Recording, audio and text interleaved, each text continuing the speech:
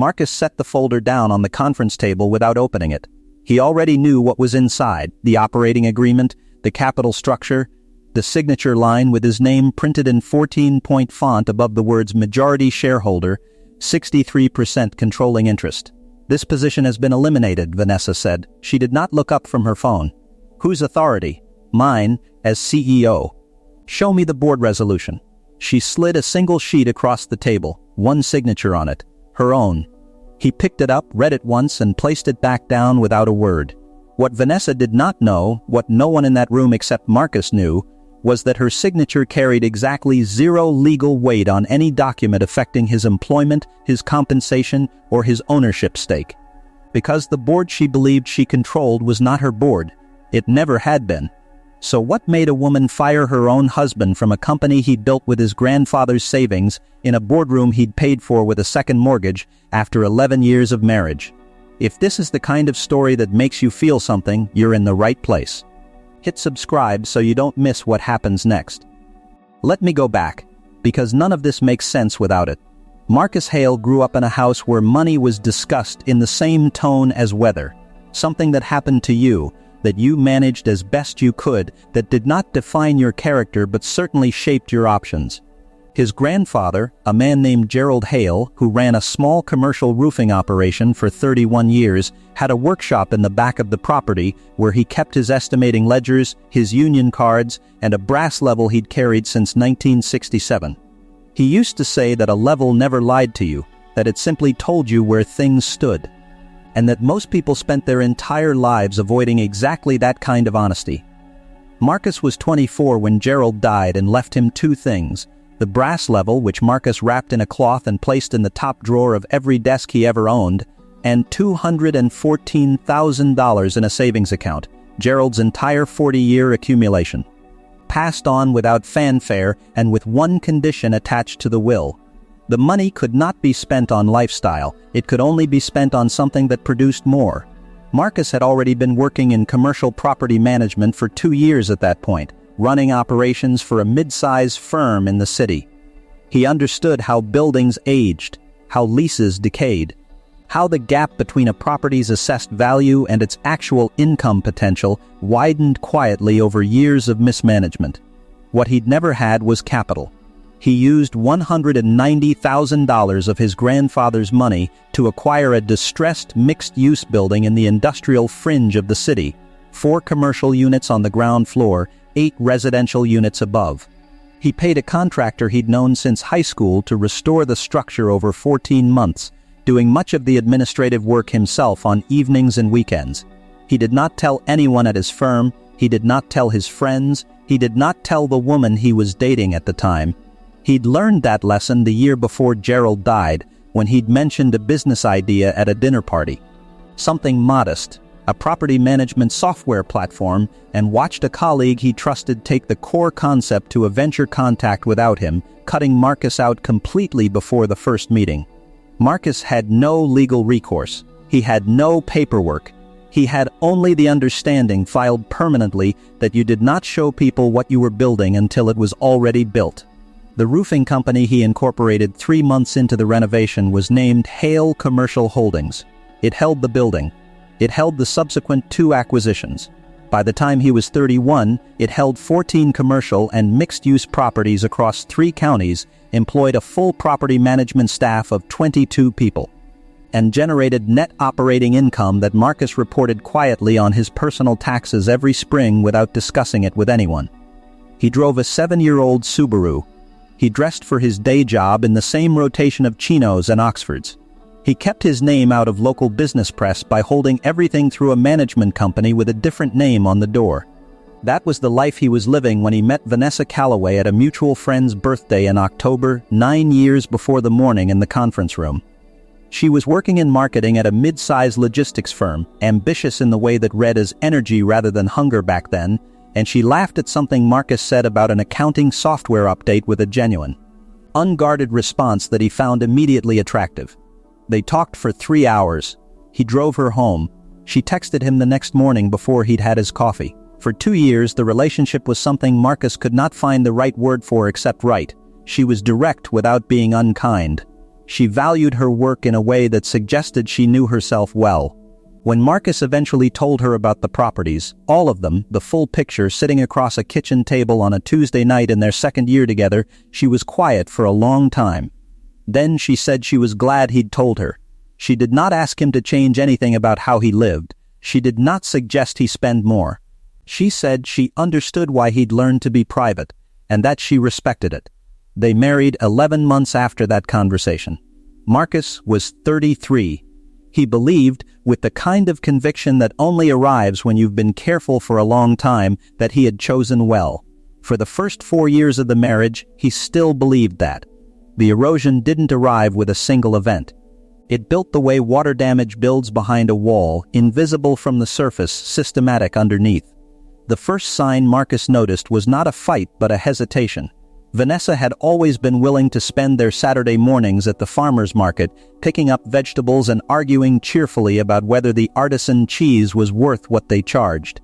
One Saturday in their 5th year, when Marcus suggested it, she looked at her phone first and then said she was having brunch with her mother and a few of Diane's friends. Diane Calloway had been a consistent, manageable presence for the first 4 years. She was not cruel in the way that announces itself, she was precise. The way certain criticisms are precise when they're designed to land without leaving a mark. She once told Marcus at Thanksgiving in year 2 that he seemed like a man who was still finding his footing, and when he said he was quite comfortable with where he stood, she'd smiled in a way that suggested she found that answer itself to be evidence. But for 4 years she had remained background noise. Vanessa handled her with a practiced distance. That distance collapsed in the 5th year when Diane's social circle shifted. She began attending events with a group of women whose husbands or ex-husbands occupied visible financial positions. A private equity partner, a developer with a downtown tower named after him, a man who'd sold a regional hospital chain and now devoted himself to charity galas and the appearance of leisure. Diane started arriving at family dinners with observations that were never quite opinions and never quite questions. She'd mentioned that her friend Patricia's daughter had just moved into a new construction home in the North End. She'd reference how someone's husband had just been written up in a regional business magazine. She'd circle back, reliably, to the subject of Marcus's car. "It's a reliable vehicle," Marcus said, one Sunday in late autumn, in the same steady register he used for most things. "I'm sure it is," Diane said. Vanessa said nothing. But Marcus noticed that she set her fork down and did not pick it up again for the remainder of the meal. The invitations came through Diane's network. A charity dinner at the Hargrove Club, a spring gala for a hospital foundation, a summer fundraiser for a private arts organization. Vanessa began attending these with her mother while Marcus worked late. Which was true, he did work late. The portfolio had grown to 31 properties by then and required real attention, and she returned from each one with a particular kind of restlessness. Not unhappy exactly, more like a person who had tried a door they'd assumed was locked and found it slightly ajar. It was at the Hospital Foundation Gala in April that Vanessa first met Colton Briggs. Marcus heard the name for the first time 6 days later when Vanessa mentioned it in passing while making coffee. Colton was a developer, she said. He had projects in the downtown core and in 2 adjacent markets. Very well connected. He'd gone to school with several of the foundation board members. Marcus said that sounded interesting and asked if she wanted the last of the creamer. She said yes, and the conversation moved on. But Colton Briggs's name started appearing with the consistency of a structural element, in Vanessa's accounts of events, in Diane's offhand references, in texts Marcus happened to see on Vanessa's screen while she was showing him a photo of something else. He drove a white Range Rover with personalized plates. He wore a watch Marcus later identified from a single photograph on Vanessa's phone as a Patek Philippe Nautilus in rose gold. A detail that carried a specific implication. Because Marcus knew that watch retailed for more than most people's annual salaries, and he also knew the people who wore them for effect tended to have purchased access to the appearance, not the reality. At the Spring Gala's follow-up dinner, a smaller gathering at a private dining room in the city's financial district, Colton arrived at Vanessa's table in a jacket Marcus recognized from a designer he'd once heard described as the kind of thing you wear when you want someone to know you didn't check the price. He extended a hand to Marcus with the confidence of someone who was accustomed to making the first move. He was 41, polished in a way that suggested consistent maintenance, and he had the specific skill of making whoever he was talking to feel simultaneously assessed and approved. "Marcus Hale," he said, as if the name were a piece of information he was filing. "Vanessa tells me you're in property management." "Something like that," Marcus said. Colton smiled. He ordered a bottle of wine without consulting the table and, before the appetizers arrived, mentioned twice that he had a development currently in permitting that involved a 9-figure land acquisition. The second mention included the phrase "my investor group," accompanied by a glance around the table that included everyone except Marcus. Marcus ate his dinner and watched. He was not angry. What he felt was something he recognized from the properties, the early signal of a structural problem, the kind of reading you got when you ran your hand along a wall and felt the temperature difference that told you moisture was moving somewhere it shouldn't be. Colton Briggs had come to that table for a reason, and over the following 6 weeks, as his presence at Vanessa's events increased and his name in their home became ordinary, Marcus began the slow, patient work of understanding what that reason was. Marcus did not begin with suspicion. He began with data, the way his grandfather had begun with a level. Because data told you where things stood, regardless of what you wanted them to say. The first piece arrived by accident. He was reviewing the quarterly summary from his property management firm's accounting team, a routine 30-minute task on a Thursday morning, when he noticed a transfer authorization that carried Vanessa's email address in the approval chain for a vendor payment. Vanessa was not in the approval chain for vendor payments. She had no operational role at Hale Commercial Holdings. She had a title, Director of Communications, which Marcus had given her 3 years into the marriage when she expressed interest in contributing. But that title carried no financial authority and had never been granted any. The payment was for $47,000, designated to a consulting firm called Meridian Strategic Partners. Marcus had not contracted Meridian Strategic Partners. He had not authorized a consulting engagement with anyone bearing that name. He searched the firm's vendor database. Meridian Strategic Partners appeared twice, once in this payment and once in an earlier authorization from 7 weeks prior, for $31,000. $78,000 routed out of his operating accounts through an approval chain that included his wife to a company he had never engaged. He did not call Vanessa. He did not send an email. He closed the spreadsheet, opened his browser, and searched for Meridian Strategic Partners in the state's business registry. It had been incorporated 14 months earlier. The registered agent was a law firm Marcus didn't recognize. The single listed officer was a woman named Dana Briggs. He searched Dana Briggs. She was Colton Briggs's sister. He sat with that information for a long time. Outside his window, the city was moving at its usual pace. Trucks, foot traffic, the low hum of construction 2 blocks east. He felt something that was not quite anger and not quite grief. It was the specific sensation of watching a calculation you'd done in your head turn out to be exactly right, and wishing it hadn't. He opened his desk drawer. He took out the brass level and set it on the desk in front of him. He looked at the bubble for a moment. Then he put it back, closed the drawer, and picked up his phone to call Oliver Reed. Oliver had been Marcus's corporate attorney for 9 years, brought in during the second acquisition when Marcus realized he needed someone who thought about structure the way Marcus thought about buildings, from the foundation up, accounting for every load-bearing element before adding anything above it. Oliver was 53, had the measured speech of someone who charged by the hour and had never found a reason to waste either, and when Marcus explained what he'd found, Oliver was silent for 11 seconds before he said, "Send me the documents." "I want to understand everything before I do anything," Marcus said. "That's the correct instinct," Oliver said. "Don't touch the accounts, don't change access permissions, and do not have this conversation with anyone else." Marcus sent the files within the hour. Oliver called back the following morning with a question. Had Marcus ever signed anything that modified Vanessa's role at the company, formally or informally, including any document that might have been presented as routine paperwork? Marcus said he had not. Oliver said he would need 72 hours and the assistance of a forensic accounting firm he had used before, a woman named Cecilia Frost, who ran a 3-person practice and did not advertise. Marcus said take the time. He did not go home early that night. He did not alter his routine. He made dinner, salmon, roasted vegetables. The kind of meal they'd made together in the early years, and when Vanessa came home and sat at the counter and talked about her day, he listened with the same attention he'd always offered. She mentioned Colton's name twice. He asked a clarifying question the second time, something neutral, and she answered it without any perceptible change in register. Cecilia Frost delivered her preliminary findings in 8 days. The full picture took another 11. What she found was not simple, and Marcus made himself read it twice before he allowed any reaction. Vanessa had been granted through a series of documents Marcus had never signed, a set of permissions within the company's operational accounts that should have required his explicit authorization. The documents bore what appeared to be his signature.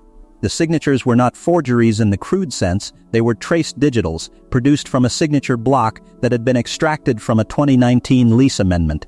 Someone had taken a clean image of his signature from that document and transferred it, with sufficient resolution and layering, onto 4 internal authorization forms over a 14-month period.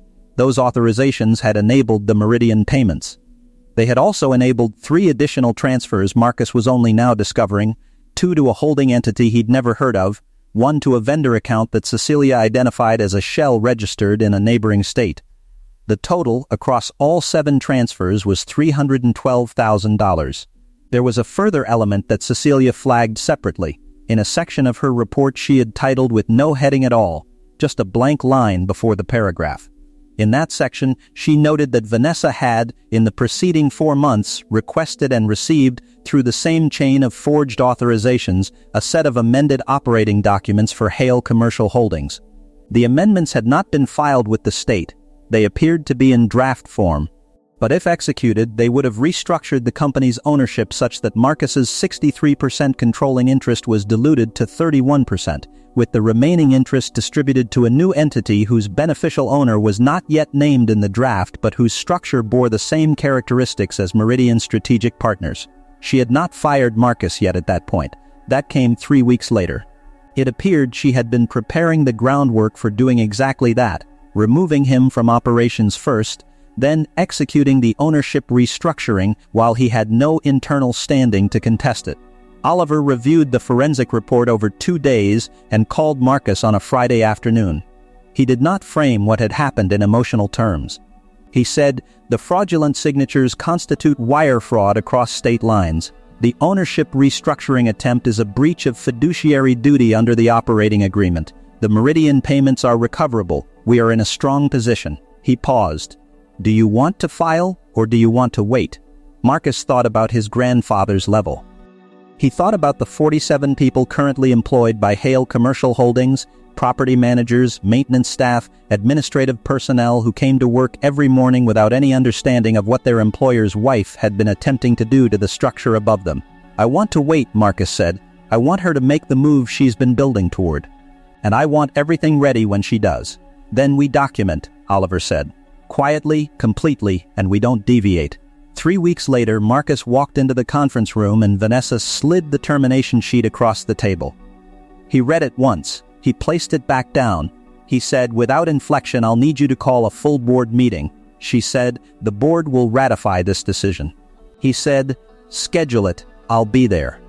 She looked up from her phone then, for the first time since he'd entered the room, and something in his stillness must have registered because she held his gaze for 3 seconds before looking back down. Oliver Reed was already in the hallway. The Hargrove Club's main event space occupied the entire 4th floor of a Beaux-Arts building that had been a bank in a previous era, its original vault door preserved and lacquered and mounted in the lobby as both historical artifact and decorator's statement. The Charitable Foundation Gala took place there on a Thursday evening in late October. The same foundation gala where Vanessa had first encountered Colton Briggs, now in its 3rd year as the social event Diane Calloway considered essential to attend. Marcus had been to the Hargrove Club twice before. Both times were for tenant appreciation events he'd quietly hosted and declined to have publicized. He knew the catering manager by name. He knew the event coordinator, a methodical woman named Frances who had managed 4 of those quiet events, because Frances had dealt with Marcus's property management firm on a venue contract years earlier and had no reason to associate him with anything other than that. He arrived before Vanessa. He arrived before Colton. He arrived before Diane and her orbit of comparisons and careful observations.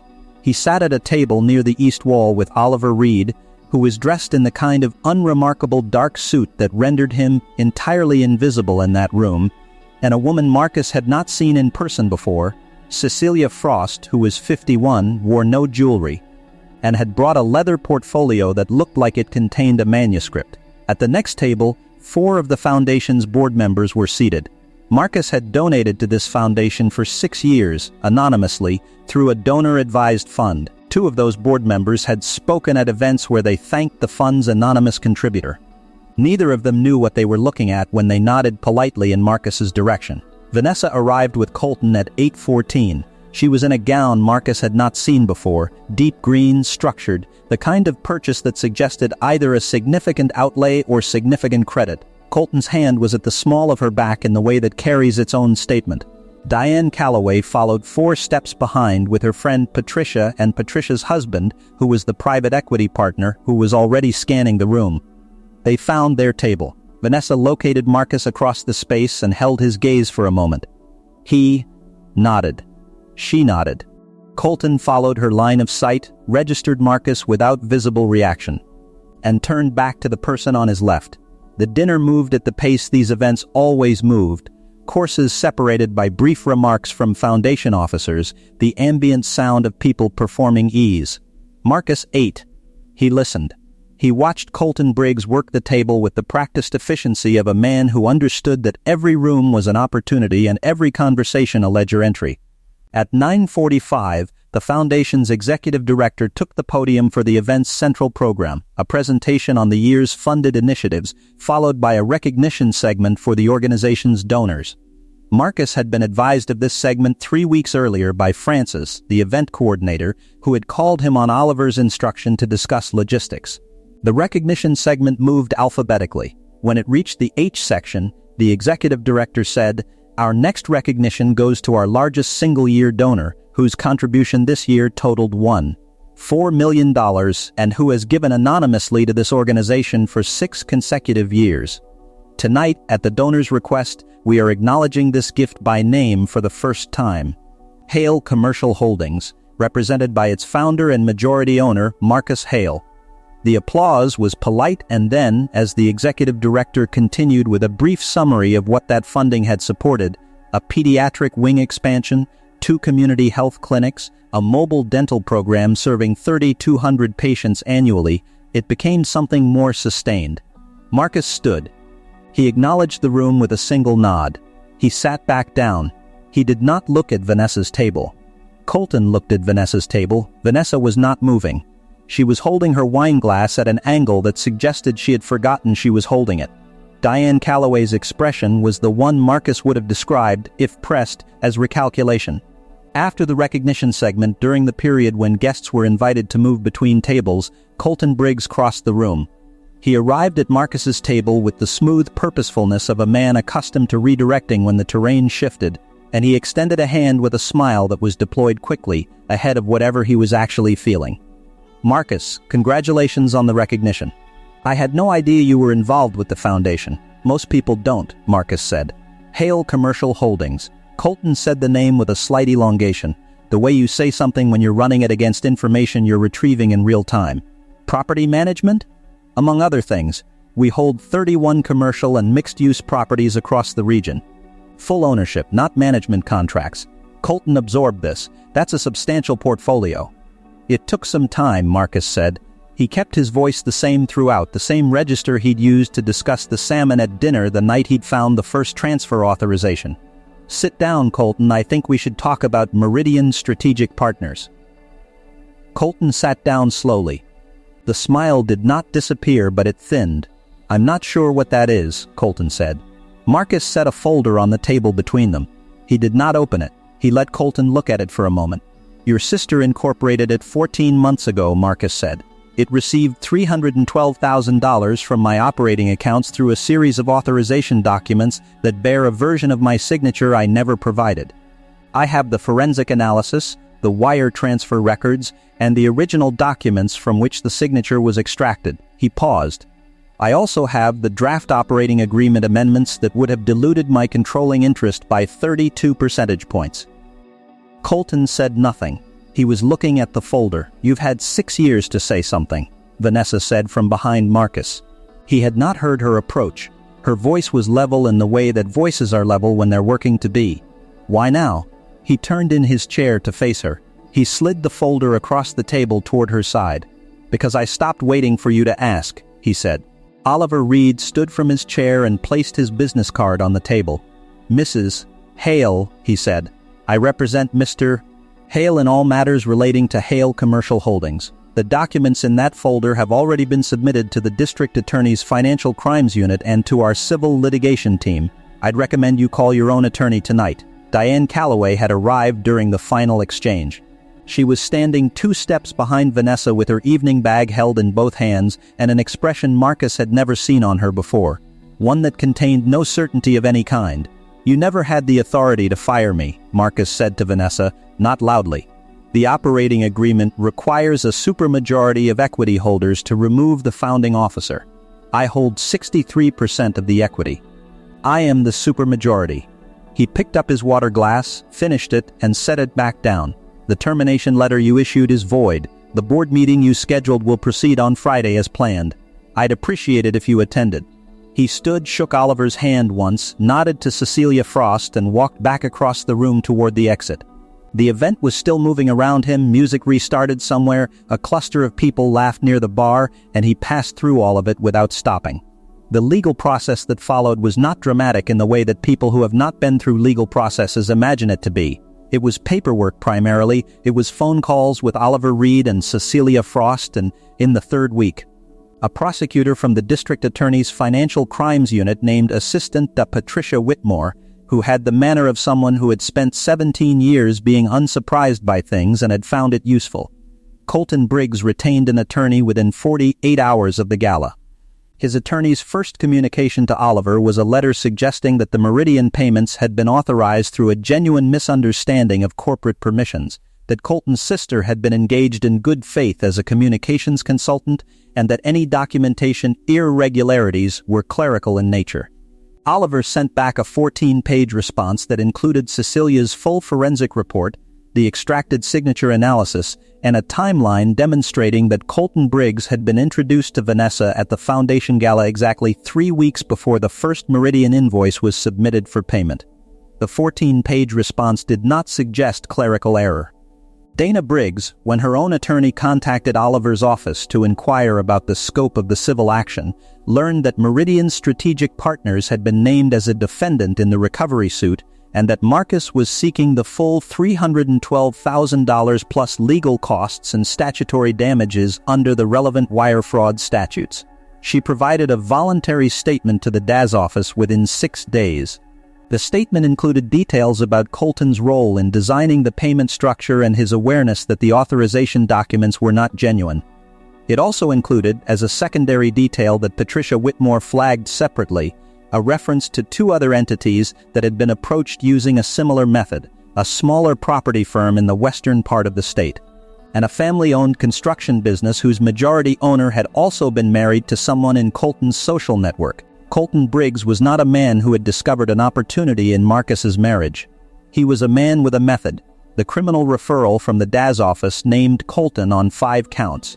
His attorney negotiated the public statement on count 1, pleaded to counts 2 and 3 in exchange for full restitution across all 3 victims, and the remaining counts were held in abeyance pending compliance. The restitution figure across all cases totaled was $618,000. He was also required to dissolve Meridian Strategic Partners and the 2 related shell entities and barred from serving as an officer or director of any corporation in the state for 7 years. The White Range Rover and the Patek Philippe Nautilus were not mentioned in any legal filing, but Marcus noted, 6 months later when Colton's social presence had reduced to silence, that both had disappeared from his professional photographs. Vanessa's situation was handled separately from the criminal matter. Her attorney and Oliver reached a negotiated resolution that Oliver presented to Marcus in a summary document rather than a meeting, because Oliver had learned over 9 years that Marcus preferred his options in writing so he could read them at his own pace without the pressure of a room. The civil fraud claims against Vanessa were substantial. Her knowing participation in the authorization chain, the evidence showed she had forwarded the first invoice with a cover note instructing the accounts manager to process it per Marcus's standing approval, which Marcus had never given, placed her in a position that her attorney described to Oliver as difficult to defend in front of a jury. The operating agreement restructuring drafts, found in a shared cloud folder that also contained correspondence between Vanessa and Colton dating back 18 months, made the overall picture harder still. Marcus read the summary twice. He set it on his desk and took out the brass level and set it beside it. He looked at both for a while. The resolution Marcus authorized was this: full civil recovery of the $312,000 from Colton's restitution fund, with Vanessa named as a co-respondent in the civil action but with judgment stayed pending her cooperation in the criminal case and her agreement to a structured settlement that included relinquishment of any claims to ownership interests in Hale Commercial Holdings or its assets. The divorce was filed on the same day the civil resolution was signed. Vanessa did not contest the property division. Her attorney had advised her not to. Marcus told Oliver he did not want to pursue the maximum possible damage award against Vanessa personally. Oliver said, "That's your decision. I want to make sure you've thought about it." Marcus said he had. He said there were 47 people employed by Hale Commercial Holdings who had come to work every day through 14 months during which the company's ownership structure was being dismantled around them without their knowledge. Some of them had been with him for 7 or 8 years. Some of them had kids in school, mortgages, parents they were helping to support. He had spent considerable effort over the preceding months making sure that not a single one of them had been affected by the legal process, that operations had continued normally, that payroll had run on schedule, that none of the operational disruption had reached the people who had no part in any of it. He said he was not interested in a prolonged proceeding that generated press coverage and created uncertainty for those 47 people. He was interested in a resolution that was legally complete, financially recoverable, and structurally finished. Oliver said he understood.